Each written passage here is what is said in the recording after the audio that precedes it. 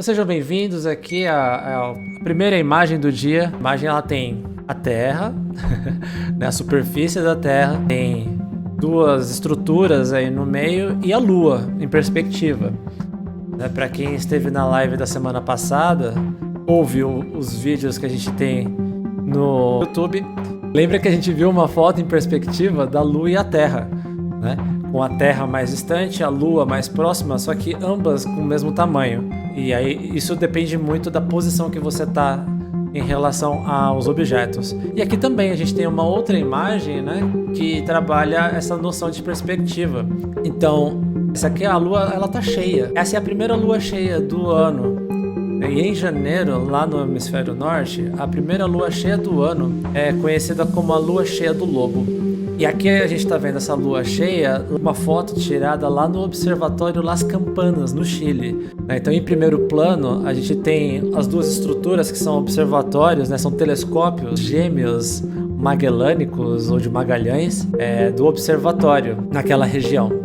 E eles estão aparecendo como se fossem dois olhos na frente da Lua, né? E ela foi capturada com uma lente telefoto, que são aquelas lentes profissionais para você tirar foto à distância, né? E essa foto foi tirada lá do deserto do Atacama, lá no Chile. A uma distância de 14 quilômetros do observatório, cerca de 380 mil quilômetros da Lua.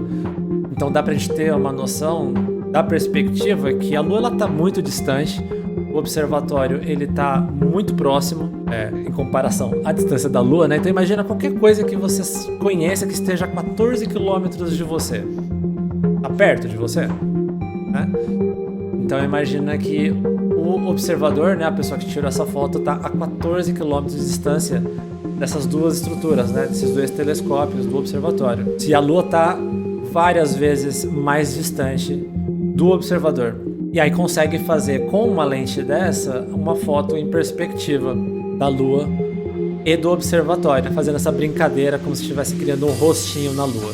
E bom, se a gente tem a primeira Lua cheia do ano, em janeiro, conhecida como a Lua cheia do Lobo, a segunda Lua cheia que acontece em fevereiro, especificamente no dia 24 de fevereiro, ela vai ser conhecida como a Lua cheia da neve. A gente precisa lembrar que no hemisfério norte eles ainda estão no inverno e a gente está no verão, então por lá a Lua cheia de neve, a primeira Lua cheia de neve, faz todo sentido de chamar assim por estarem no hemisfério norte. Então, esse é Plutão, com toda a sua glória, Plutão na sua maior definição possível. Nesse caso aqui, a ideia é que essa imagem, ela sofreu, né, vários processamentos para chegar nessa cor meio amarronzada, que é literalmente aquilo que os olhos humanos veriam se conseguissem enxergar a olho nu Plutão. Então, essa imagem de Plutão, ela tá mostrando essa face, né, que, não sei, as pessoas que provavelmente estão acostumadas, né, a procurar por imagens astronômicas dos planetas já devem ter visto Plutão e visto esse coração, né, que aparece no meio. De Plutão, ele é geralmente utilizado nos momentos românticos. As imagens foram obtidas pela New Horizons, né? Levou 3 anos para se processar as imagens que foram obtidas, para que fossem processadas essas imagens, né, e se chegar a essa cor. Então essa imagem é a imagem em cores reais de Plutão de maior resolução já obtida. Então na parte visível da imagem que a gente tem aí, né, de Plutão, a gente tem o tal do tombo regio, essa parte mais clara, né, que é o coração em si. E aí nessa parte que é maior do coração, se chama Sputnik Planitia e é feito de nitrogênio congelado. E fica-se, né, esse questionamento se abaixo disso ou ali em algum lugar tem água, sendo protegida pelo nitrogênio congelado. Então essa missão, né, o New Horizons descobriu que Plutão tem uma superfície surpreendentemente complexa e composta por muitas regiões com tonalidades perceptivelmente diferentes. E tem várias crateras que dá pra ver que o bichinho sofreu. Então cada buraquinho, né, cada círculo que você vê, com um ponto no meio, foi o impacto de um asteroide nesse planeta. Tem questão do Plutão ser um planeta, sim ou não. E aí fica o questionamento no ar, né? Apesar de que a definição formal, segundo a União Astronômica Internacional, é de que não, Plutão não é planeta, mas ele é um planeta anão. E para algumas pessoas, quando aprendeu o sistema solar na escola, aprendeu como planeta e não planeta não. E teve que se decepcionar com a nova definição. Bom, então essa imagem aí que vocês estão vendo é um aglomerado aberto. Se chama As Pleiades, 7 irmãs empoderadas. Tem toda uma história da mitologia grega. São 7 porque são as 7 mais brilhantes aqui da constelação. Parece um ponto de interrogação. É um aglomerado aberto, né? Aberto porque elas estão ligadas gravitacionalmente, mas não tem uma forma. Por isso que ela tá aberta. A forma dela tá aberta. Então aqui a gente tá vendo um ponto de interrogação. Essa é a forma que a gente vê aqui. Só que o que acontece? Nessa foto em específico, a gente tá vendo um monte de mancha. Filamento, por aí vai. A grande questão aqui dela é que existe uma concentração de gás e poeira que viajou a Via Láctea aí, mas ao longo dos últimos 100 milhões de anos, né? O campo de gás e poeira está se movendo através do aglomerado, está causando uma reação com as estrelas. As estrelas estão interagindo com esse gás. De que modo? A pressão de radiação emitida, né, ou seja, a luz que sai das estrelas, ela contém momento linear e ela empurra o gás, né, e reage com o gás. Ele não é simplesmente um gás difuso que está ali em volta da estrela, como se estivesse só existindo, não. Todo esse movimento do gás pelas estrelas e a pressão de radiação delas faz com que a gente tenha essa imagem com esses filamentozinhos aqui, ó. Tá vendo? Esses traços azuis aqui um pouco mais fortes. Manchas um pouco maiores, que tem direções diferentes. Então tudo isso é por conta da interação das estrelas com o gás. Porque o gás, você vê em volta, ele é todo difuso, mas perto do aglomerado ele tem essas formas, como eles dizem aqui, filamentares e estratificadas. Essa imagem aqui é o SLIM, uma sonda japonesa que pousou na Lua na semana passada. Desse SLIM nasceram, entre aspas, né? Foram soltos 2 carrinhos, que são os rovers, né? Que foram soltos lá na Lua para fazer experimento. Foram soltos antes do módulo pousar. E essa foto foi tirada de um desses rovers. E a gente tá vendo aí o módulo, ele tá com os propulsores para cima e, né? Não faz muito sentido. Tá errado. E realmente houve aí um probleminha na hora do pouso do SLIM. Então os 2 rovers, né, saíram dele e aí eles foram soltos lá, né, para poder estudar o solo lunar. E o módulo principal, que é o Sniper, é o que está em destaque em amarelo aí na imagem, foi tirado essa foto pelo rover menor. E aí então essa imagem está mostrando que eles estão com os propulsores voltados para cima, o que significa que o módulo de pouso está de cabeça para baixo. Aí o resultado é que os painéis solares do Sniper não estão na posição esperada. Olha aí o perigo. E aí a alimentação do módulo de pouso teve que ser reduzida e adaptada. Mas não foi projetado para resistir à noite lunar, ou seja, ele está, né, com os sensores não estão voltados para o Sol. Então como é que ele vai recarregar as baterias? Fica aí o questionamento, o que vai acontecer com o SLIM? Vai ter que mandar outro? Eita, vai ser caro, né? Acho que uma alternativa seria pegar os 2 robozinhos e, ó, dar uma pancadinha para ver se vira o SLIM de lado, pelo menos, para que o painel solar fique, né, virado para o Sol. Então o maior dos 2 rovers que saiu do SLIM, ele pode pular como um sapo.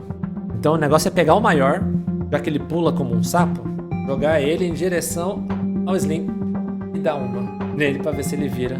Bom, essa seria a minha solução, mas eu não sei se isso estragaria o rover, ou mesmo o SLIM, ou mesmo se ia funcionar de qualquer jeito, porque tem que virar o painel pro lado certo. Essa imagem aqui, basicamente, a imagem que a gente viu semana passada de Orion, a constelação de Orion. Você passa o mouse e vai aparecer o nome de vários astros, né, de vários objetos astronômicos. Então, a gente tem aqui a constelação de Orion, que são as Pleiades aqui em cima. A gente acabou de falar delas. Olha só. Mas nessa foto, se abrir no computador ou no telefone, dá pra ver todas as estrelinhas, todas as 7 irmãs dessa constelação, perdão, esse aglomerado aberto. Então olha só que interessante, né? Se você pegar aqui as Três Marias, encontra a Betelgeuse e você segue pra cima, né, no caso, e você vai encontrar as Pleiades lá em cima, passando por Aldebaran, que é um dos olhos da constelação de Touro, né?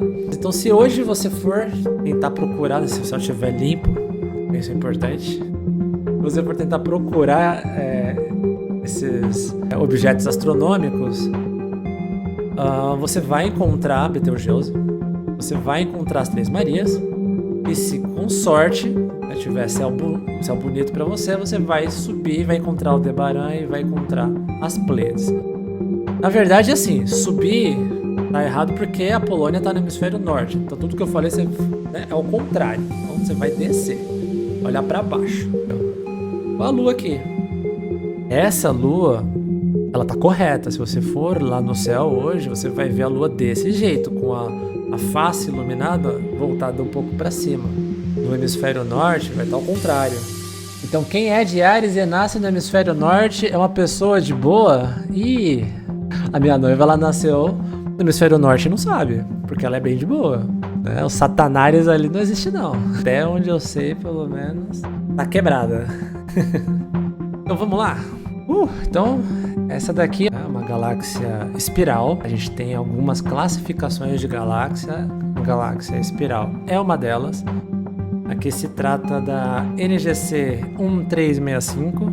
Imagina a galáxia espiral, né? Os bracinhos fazendo... mais ou menos, né? Além da semelhança, né, com a nossa galáxia, que também é uma espiral, é legal a gente observar nela as regiões coloridas. Então, a gente tem aqui os braços, né? Essas partes espirais é o que a gente chama dos braços da galáxia. E toda essa parte colorida tem estrela ou tá nascendo estrela.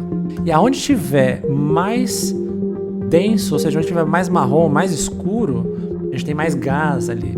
Nessa galáxia tem um excesso de luz aqui no centro, né? Ou seja, tem muita estrela lá, provavelmente orbitando um buraco negro. E o fato de a gente ter aqui nessa imagem esse perfil reto significa que essa galáxia possui uma barra. Então essa daqui não é só uma galáxia espiral, ela é uma galáxia espiral barrada. E acredita-se que a barra, ela é responsável por trazer as estrelas que estão aqui bem no comecinho das barras, né, dos dois lados, e fazer uma transferência, carregando as estrelas por ela e fazendo com que alimente o buraco negro central. E as estrelas vão orbitar ali ele, né? Então aqui a gente está vendo uma galáxia espiral barrada, com um buraco negro central que provavelmente está sendo alimentado pela dinâmica que a barra exerce no centro dessa galáxia, trazendo estrelas para ele. Silmara. Olá. Chat. Então a gente estava vendo formação estelar em uma galáxia espiral. Aqui a gente está falando já de um outro objeto. Essa daqui a gente está olhando para a tal da NGC 1893. Então, acima e à direita, né, essa região aqui, a gente está vendo dois habitantes notáveis do lago interestelar, que seria tudo isso daqui, de gás e poeira, conhecidos como os girinos de IC 410, parcialmente obscurecida pela poeira em primeiro plano, que é o que a gente está vendo aí mais escuro e avermelhado. A própria nebulosa rodeia NGC 1893, que é um aglomerado galáctico de estrelas, aglomerado aberto, se eu não me engano. Outro aglomerado aberto, lembra que a gente estava falando das Pleiades mais cedo? Aglomerado aberto. E aí o que acontece? E por causa desse aglomerado, as estrelas desse aglomerado estão iluminando o gás. E é por isso que a gente vê ele desse jeito. Então, a energia das estrelas, igual a gente viu numa imagem anterior lá, que pressão de radiação interage com o gás e ele brilha, né? Fazendo rastros, criando estratificações. A mesma coisa acontece aqui, mas não da mesma forma porque a interação é diferente. Mas tá rolando isso, né? Uma interação entre o aglomerado aberto e essa nebulosa.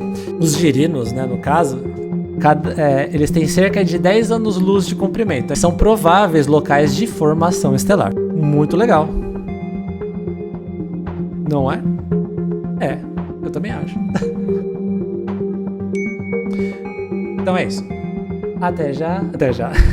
Até semana que vem. Um abraço, boa noite pra vocês.